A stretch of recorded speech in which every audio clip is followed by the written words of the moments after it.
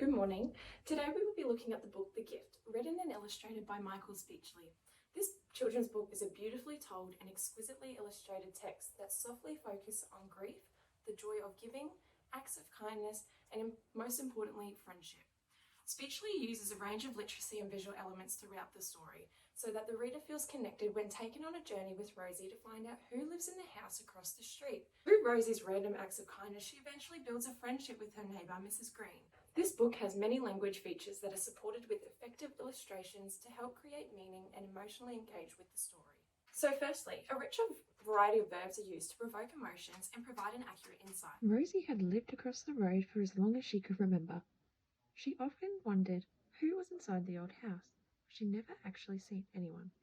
On this page, the author has also spatially placed the neighbour's house in the centre of the page, directing the viewer's attention solely to this point. Elements such as dark colours, contrast, sharp lines, and texture have been used to portray a rough, worn-down fence, indicating to the reader that they might expect the lady in the house to be someone that they might want to be cautious of. Incorporating flashbacks of Rosie's mum are featured in circles, going from the top to the bottom of the page. The final circle is highlighted to be an important memory as it is a close-up shot and it is a larger circle of all of them with the brightest colours. The reader can identify the connection between Rosie and her mum as they are close together and they're gazing at each other with a smile. Alliteration is used to effectively emphasise Rosie's feelings through the memories of her mother.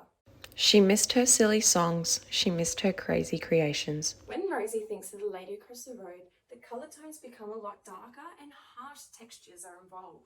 The author has used dark outlines and bold writing, wanting the reader to speak with inflection to provide accurate insight into how they are feeling.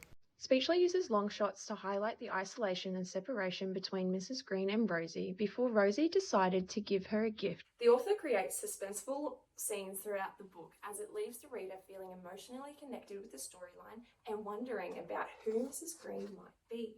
She crept up the creaky steps, took a deep breath, and knocked on the door.